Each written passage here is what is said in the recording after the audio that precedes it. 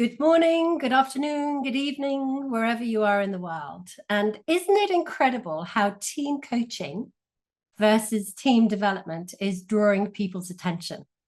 It's really becoming a subject, isn't it? I've been in this business, just to let you know, about 40 years. So I'm looking good for my age, I have to say. I have to say it because nobody else does. I'm 60 this year, and I've loved working in learning and development. Absolutely have enjoyed it. And we've been building our business for the last 5 years, working and training coaches and working with leaders.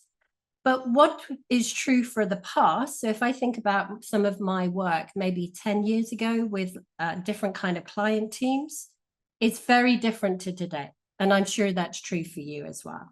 So what was really acceptable and useful and ways of learning and ways of working with teams no longer really works in the same effective way. So I want to look at today in an hour. So we're really going to be zooming through this. Some areas around team coaching and some differences for the team development. But please know this isn't a teaching session. You know, we have a 7-month program. This is an hour. So I'm not looking to teach. I'm much more looking to create the question. And I would encourage you to be looking at, what do these questions mean for you? So if I can encourage you to get some pen and paper, if you like that old style, on your computers, iPads, whatever, as I pose questions, please could you just reflect on them? What does it mean for your practice? That is what I would like you to leave this session really having reflected on and developed even further your thinking. What do these questions mean for you in your practice? Because that will then set you up to be further thinking about it in the future and hopefully doing things a different way if that's applicable. Now, I'm really conscious there's a load of wisdom in this room. You work brilliantly, you're skilled in your job. So, you know, I want to acknowledge that. And please, when I put forward questions, put the responses in chat, use your wisdom, tips, techniques. Let's kind of really utilize chat, recognizing we can't utilize our voices in the same way. Is that okay if we agree with that? That we'll use chat, we'll be interactive in that space. And if you want to say hello to each other, where you're from in the world, put it in chat as well, so that we have a real sense of the community that we're all a part of. So as mentioned, that's me. I'm the co-founder and academic director of Sandown Business School. And for me, it's all about how do we support people to really develop from the inside out. Transformation is used a lot. You probably heard it in a lot of different spaces. And it's often used without real meaning. For us, what we mean by transformation is we explore the world behind their eyes. So as we look at the world behind the individual eyes, that's where true transformation comes. And we often use this phrase, healthy coaches coach healthily. How healthy as a coach do you feel? It's an interesting question, isn't it? And leaders, healthy leaders lead healthily. So we're often talking to our leaders and our coaches, you know, how do you get yourself into a space of well-being? And we would talk about being self-regulated in our state management. So whole system, heart, mind, and gut aligned. So we use neuroscience within our work. But within that alignment, how do you ensure that you're really healthy? Because that's where you'll work from a place of resource and strength. So first question, are we truly coaching teams or are we developing them? And it's a great question to ask yourself. Are you a team coach or are you holding another role with the client teams that you're working with? And even, are they teams or are they groups? And that's a whole subject. And I know somebody put that forward as a topic of conversation, which I would love to explore, but we won't have time today. So let's look at what is team coaching, and then how do we differentiate team coaching from other, and let me call them team development modalities, because that'll support us in our distinction between the differences of them. So if we're thinking about how do we approach this, let's get your thinking right now. if this was your scenario, and it's very generic, so it could be very easily a team that you've been working with, they've contracted you to work as a team coach. Now, many clients that I work with want me to work with them as a team coach, but actually what they want is something different. So they've come to you, they've said there's a lack of trust in the team, they've got unclear goals, there's low energy after a reorganization, and they're keen to work with you as you've been highly recommended. I'm sure many of you could recognize that as an approach that a team has made for you. How would you approach this team if you were offering a facilitation approach? So just for a moment, note, how would you respond? You can put it in chat or you can just write it down. But just what would a facilitation approach look like, sound like, feel like? Okay, let me ask another question. How would you approach this team if you were offering a training approach? So what would be different? Try and get the linguistics around it. What would be different? And now our final question. How would you approach this team if you are offering team coaching? And again, let's have a look. What would be different? I'm really enjoying the comments that you're putting in chat. Remember, we'll be keeping chat. So that'll be a really good resource for us for how different people approach this. Now, let me just come off screen for a moment. How many of you have thought of that as a way of tackling any kind of client team? What is my difference in approach? Has anyone thought of that or been, really considering? Rebecca, I can see Shanti, yeah. Okay, Manika, good. Okay, so can you see how suddenly, when we have a sense of how we are going to approach our client team, it impacts our whole system in terms of our connectivity. If we haven't thought it through, we'll jumble all of the different modalities together. So again, I've seen individuals who will be working with client teams and they'll do a multitude of different approaches without any clear agenda.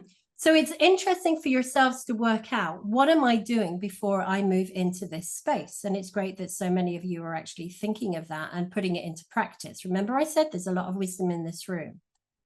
So here is just some very clear differentiators between the three different disciplines. And you may or may not agree with these, and it could be that you'll have some ideas for yourself. But where I go is often, what is my role as the practitioner? And how do I ensure that my role is really clear? And then what is the impact for the team? And again, it's quite interesting when we look at that impact, because if I am facilitating, the client team may be looking for a team coaching, but actually the facilitation will give them a different impact. Am I clear when I'm creating the outcome, the agreed objectives, what it is they will get as a result of my intervention? So how do we contract with teams? And again, it can be really messy, because remember I said at the beginning, teams will ask for team coaching, but actually that might not be what they want. They are expecting more of a training session, maybe consulting, maybe some mentoring. There are different modalities that a team may want, but that's not what they've contracted for. So as we know, it's all about contracting, but that can be a real challenge for a team who doesn't really understand.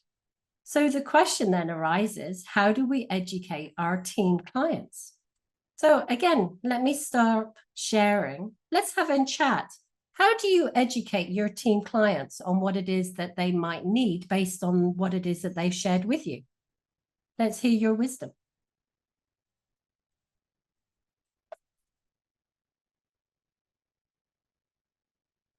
Lovely, Veronica. Yeah, really nice.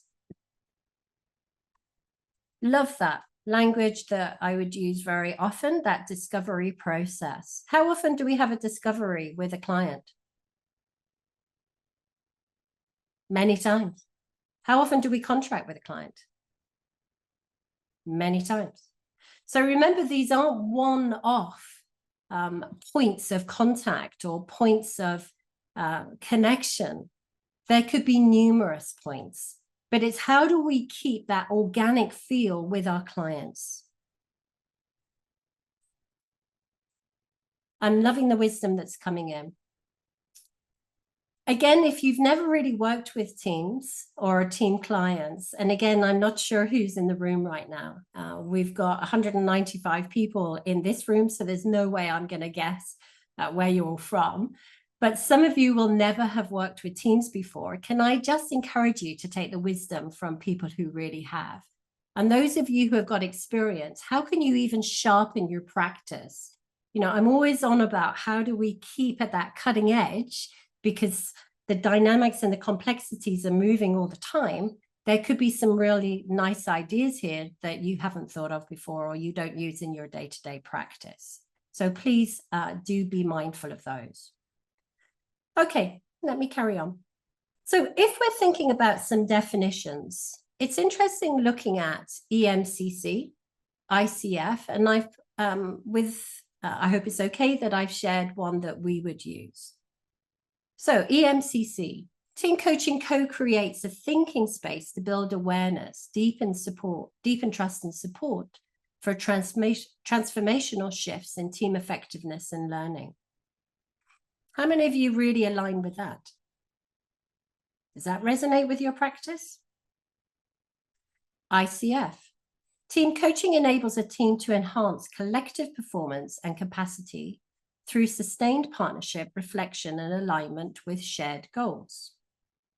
They often talk about the single entity, the single voice. How many of you align with that definition? Ours, the approach that we use, we believe it's a partnership with the team to strengthen relationships, align their purpose, and enhance performance through reflective, systemic, and integrative practice. And again, how many of you are curious about some of the words that are in that definition?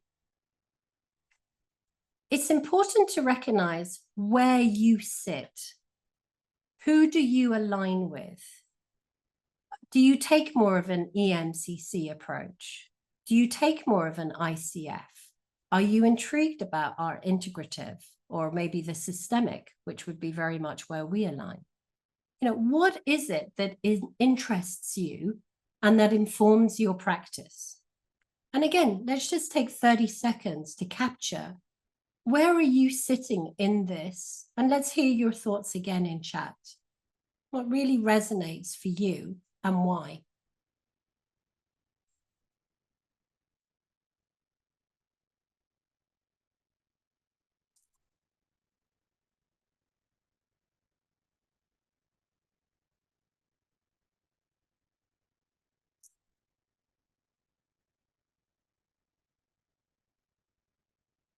Okay, so you've been looking at where you really resonate. Which one would be a stretch? If you were to think of, God, if I was working like that with a team, it might be a bit of a stretch. Which one would that be? And again, you can either put it in chat or you can capture it in your own reflection, your own reflections. But where is the stretch?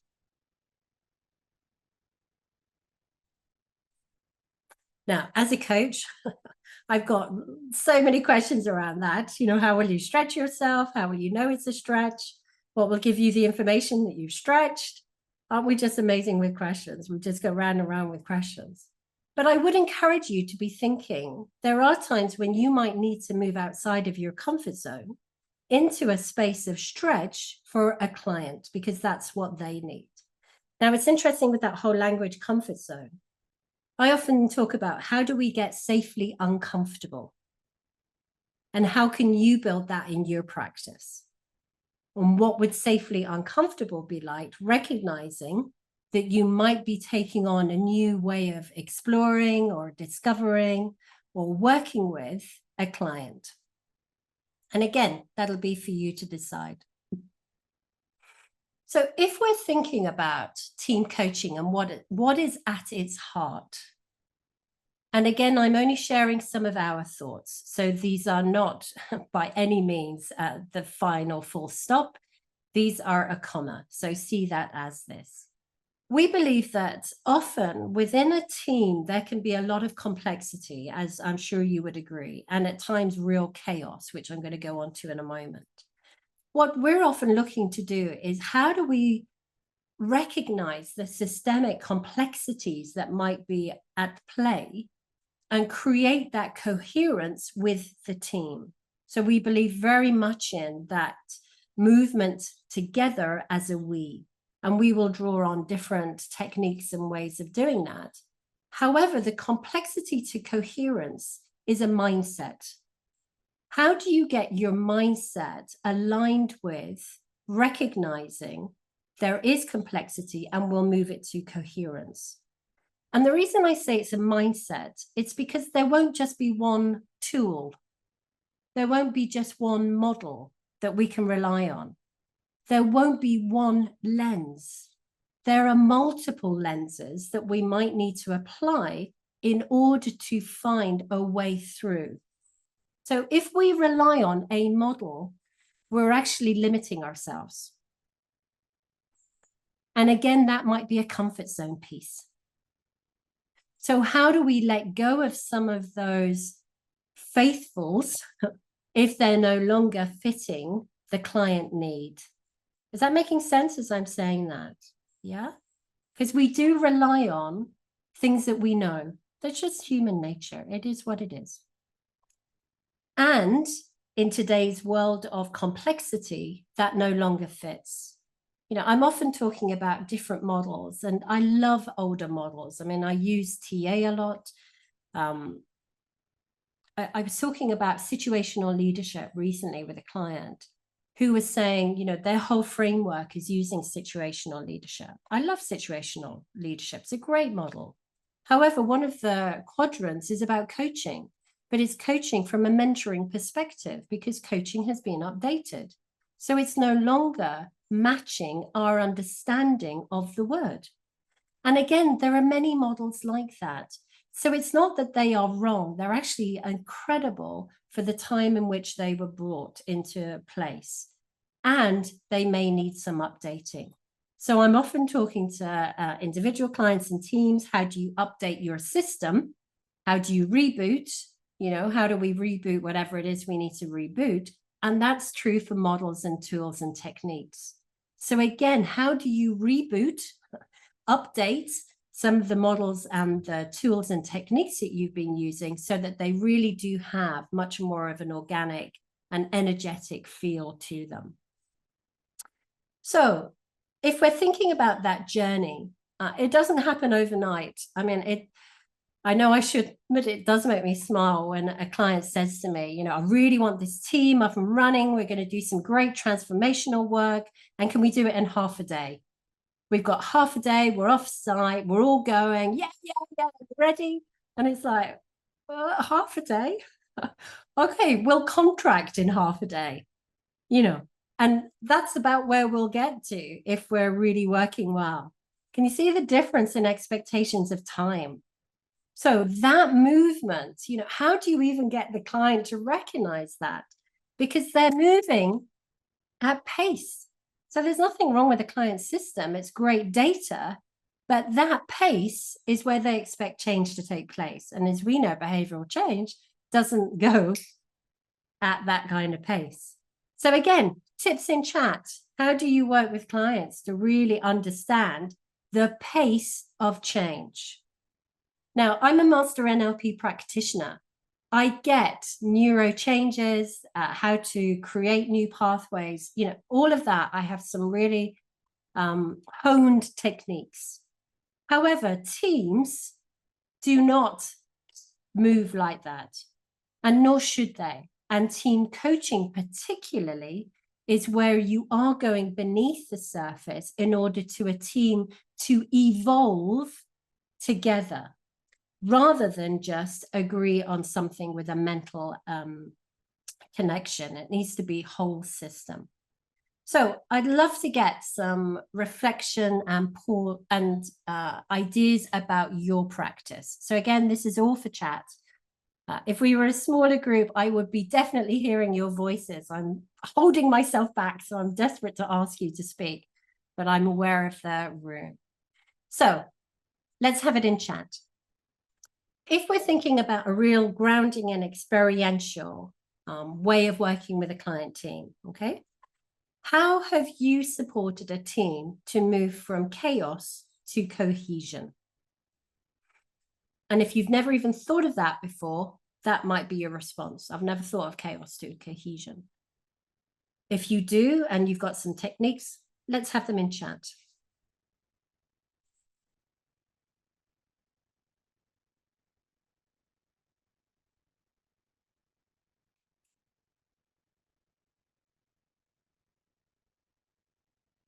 Okay, and I'll go on to the next one. I know I'm moving us at speed, so just keep writing. It's still important. Let me just say that it's important for me to hear your voice in chat, even if I'm not hearing it in the room. Okay, so please finish off. Please keep speaking in chat. Question 2. And this is from a systemic lens. So I want to move you around in terms of how you're seeing a system or a client team, okay? Where do you see the most friction in your client teams right now? And think of it systemically. Where are their challenges rather than the immediate challenge in the team? Go take a meta view.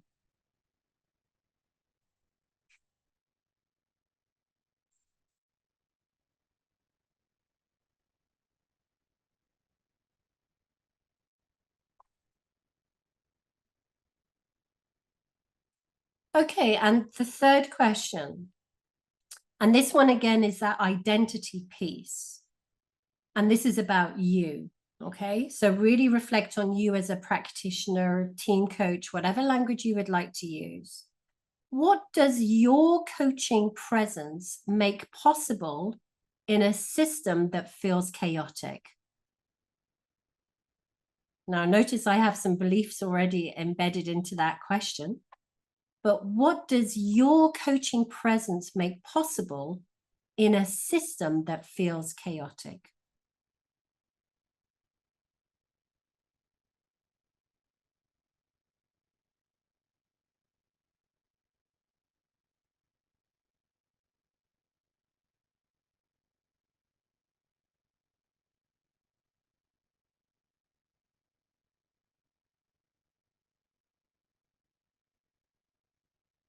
Brilliant. I'm loving the replies in chat.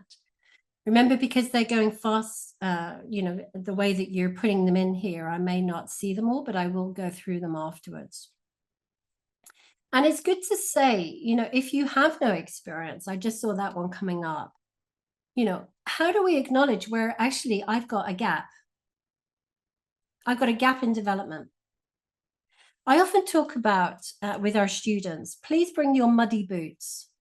I'm not interested in shiny shoes. I know you have shiny shoes. I know all of that stuff is really great, but let's have a look at muddy boots. And it's not often we're allowed to explore our muddy boots. And as a supervisor, that is exactly where I want to explore. Where are some of the muddy boots? Where are some of the gaps? Where are some of the ethical challenges? Because that's where our growth and learning can occur. I'm really keen on how we move away from I need to know. So it's the knowing, doing, being. How are we being rather than just, what is it I know in this field? Great. I really hope those 3 questions are supporting you to create different lenses, different viewpoints, different positionings.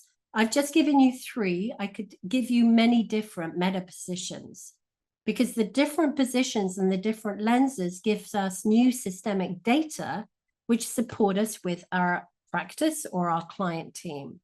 So if you're not used to doing this, I would really encourage you, what would be 5 different lenses that you could use right now? And create that question for yourself and get those lenses in place. Again, if you're not used to doing this, AI will support you. I won't go into the AI conversation right now because I know that's a whole new topic. But again, you can just put in what would be the different lenses that I might create when looking at a client team as a team coach, and you will get some responses back.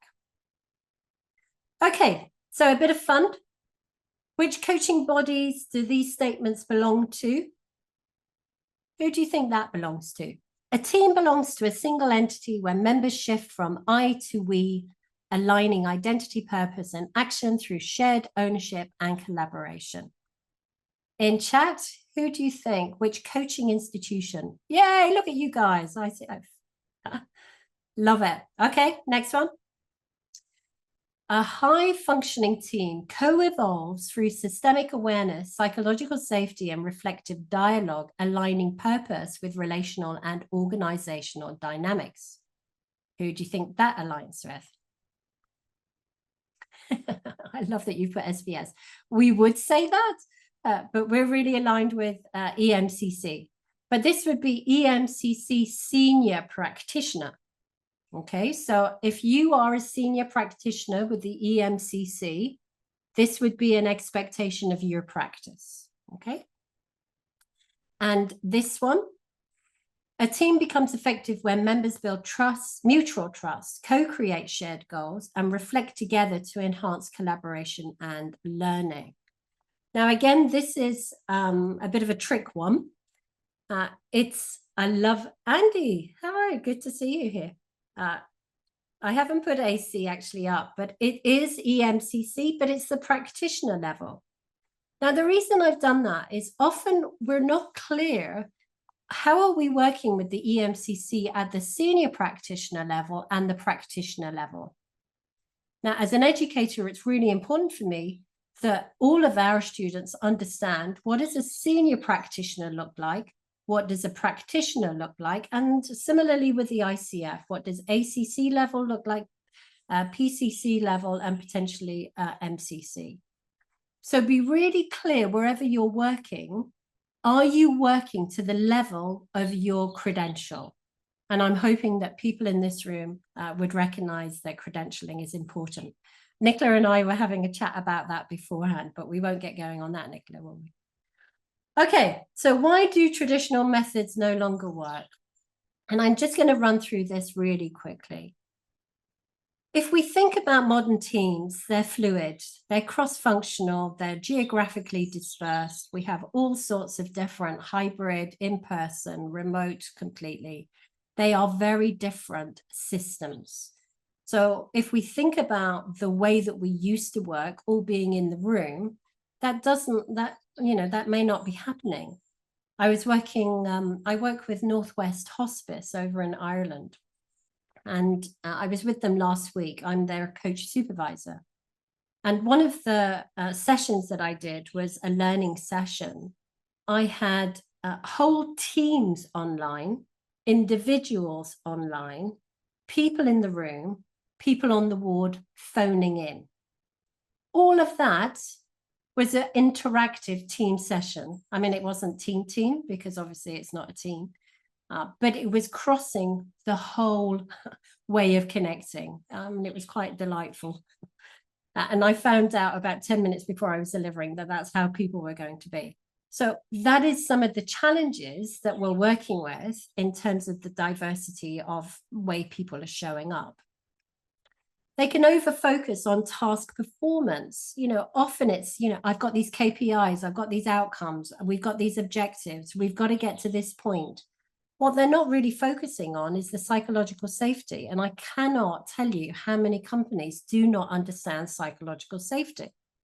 They'll say to me, no, we've got real psychological safety. I walk into the session and I can absolutely feel there's a real lack of trust in this room. It's certainly not psychological safety. So again, that might need a training piece for education. If we think of that systemic interdependence, that also is present. So if I'm just looking at the objectives, what about the interdependencies between them and other teams? It's not that simple anymore. Again, they lack integration with system thinking. You know, how many teams are siloed? How many individuals within a team are siloed? You know? So again, there isn't that integration around how they're thinking. Again, they don't incorporate advances in different types of methodologies. I mean, I've put 2 here, but it could be so many. My background is psychology. You know, that is my training. And again, they'll have a sense of how to recognize behavior, but not really, very kind of iceberg surface level. And again, I find a lot of teams like that linear process when actually it's a non-linear reality. They often live in an ambiguous place. Change is happening at the speed of knots. So if we're thinking about flexibility in terms of EQI, they've got to kind of change and pivot, that beautiful word for 2022, where everyone was pivoting like mad. You know, they've got to create that pivot. So if we're thinking about the challenges that our teams are facing today, here are just some.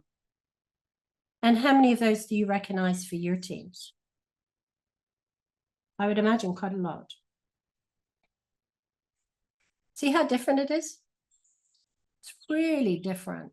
You know, cybersecurity. Can you imagine that being on a list 5 years ago? So again, you might want to just notice which of these are you really focused on with your teams, and how would you work with them in whatever modality you use under team development to really get them wherever it is that they want to go.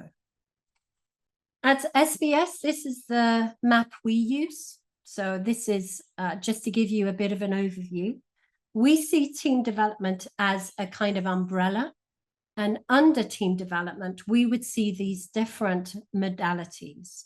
So team consultancy, team building, team mentoring, team facilitation, team training, team talent, team coaching. We see all of these fitting underneath team development. So whenever we're talking about team development, we could be talking about any one of these modalities. And why is it so important to distinguish them? Because then I know what I'm doing.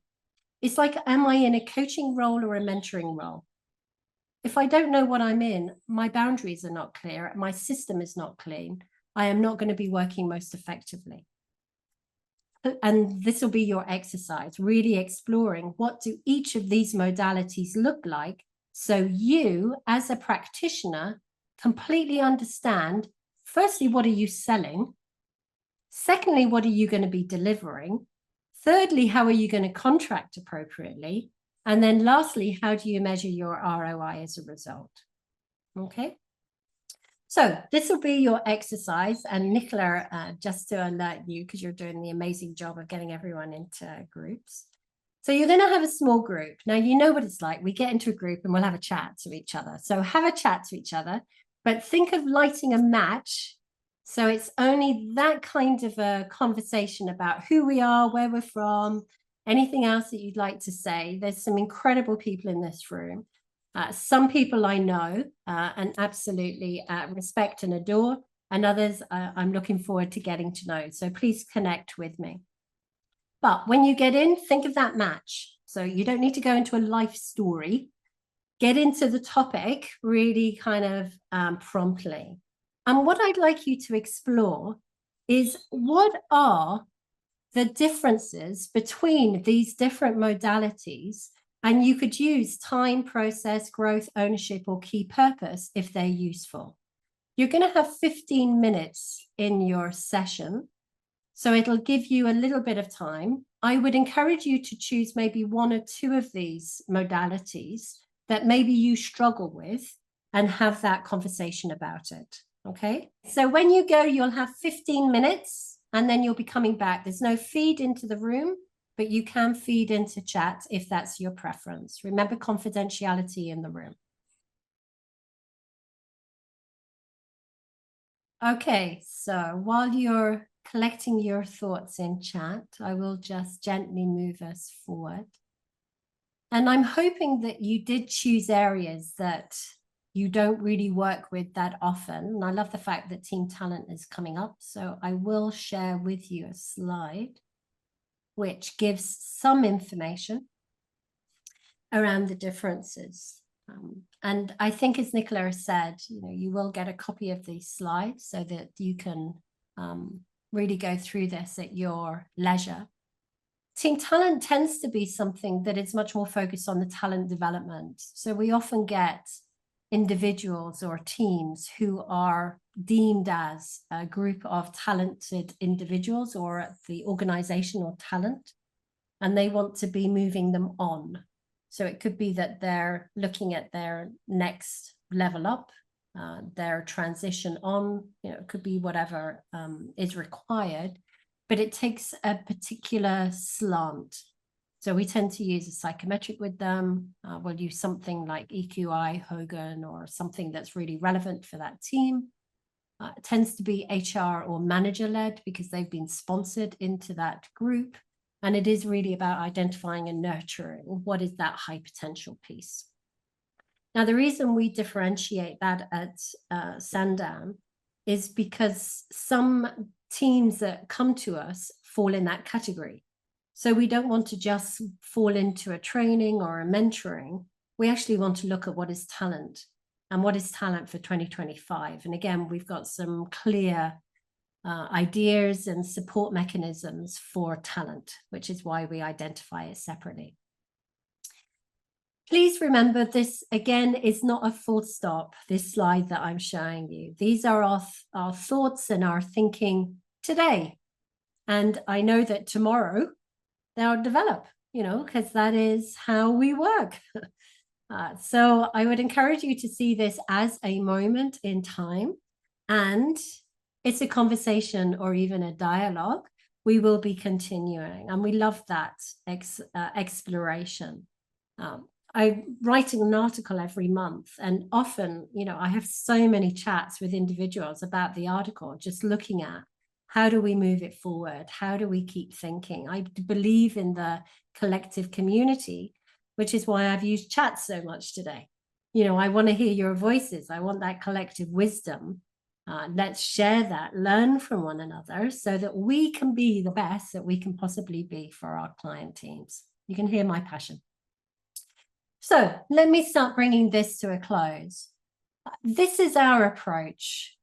We call it the SAS. So it is systems, artistry, and science. And that's our meta framework here at Sandown Business School.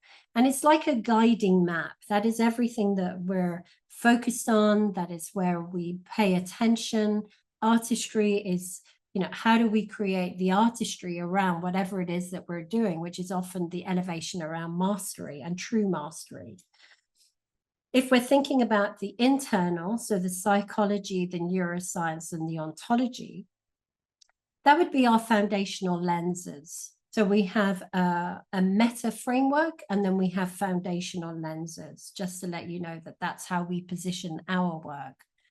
And again, when we're talking about psychology is developing and moving forward all the time. It's a bit like being safely uncomfortable. It's a kind of new concept. I'm doing quite a bit of work around narcissism and the different areas of narcissistic behavior within teams. It'll move on. Neuroscience, it moves on. Ontology, for those of you who haven't recognized that, that's the study of being. How are we being with one another? And we spend a lot of time looking at what is the ontological response in any system that we're working within. So they all kind of beautifully weave together. I wanted to just leave you with this quote. Team coaching is not just about improvement. It's about the evolution in service of something far greater than its output. And I truly believe that, there is something about the evolution of, and if we think of evolution, it doesn't have an end point, which is why I keep saying, here's a comma. There aren't full stops here. There are with boundaries and other things, but in this work, there are commas. And this is all about how are we for me, in service of something far greater than just what it is that they might see as their output. So my goal is to leave teams with a way of working that is integrative. It is connected. It has a sense of the we identity, so that whatever it is that they're working with or they're focusing on, they're coming from such a strong foundation that they move at speed. So I'm often, let's pause in order to go faster. I don't talk about stopping because that doesn't work well in systems or physical systems, human systems. Pause for us to go faster. So one of the final things that I'd love to see in chat, what is the energy that you're noticing from this session? What's your energy? Do a somatic check. Where is your energy and how would you describe it? 2 or 3 words, a sentence, you do that. And in terms of future, I would encourage you to take these 2 questions away. What's your highlight learning or reminder from this session? And so this is a direct challenge, how will you evolve your team coaching lens to meet the future needs of your client team? Now, even if you're doing brilliantly, so there's no suggestion you're not, I would encourage you, how are you going to keep evolving it? Because if we have that growth mindset, we're more likely to keep shifting and moving, and that'll support our teams. Okay, so let me just see in chat the energy.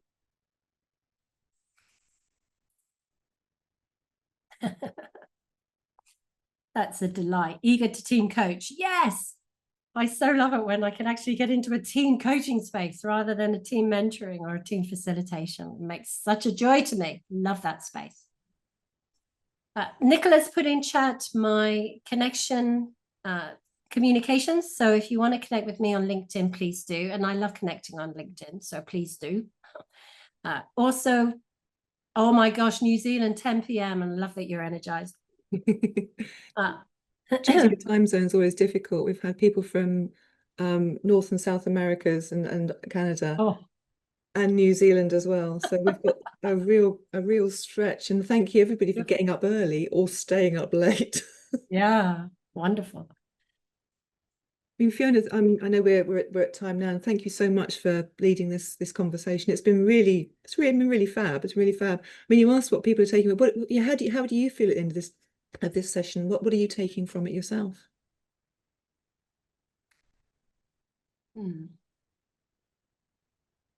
How limiting an hour is in terms of really getting into what is team coaching and how it really differentiates from team development.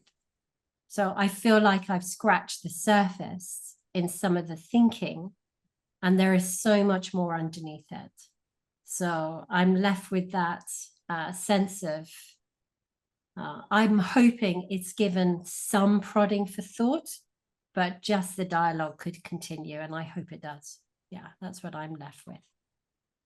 And how many wonderful faces. I see so many people here that I know. That's a real joy to me, and so many new people. How incredible is that? I love to see big groups, so loving that. Oh, thank you so much. Can I give you an EMCC global thank you for this session? It's been fab. And as you said, we were talking just before we got on the session about about an hour, but you do a 7-month course on this. We're going to talk about this, and this. There's just so much, and so it's been the way that you've truncated it to give us a little bit of a taste, like a tasting menu, really. It is. It's been fab. Thank you so much. Thank you, Pheona. It's been my pleasure.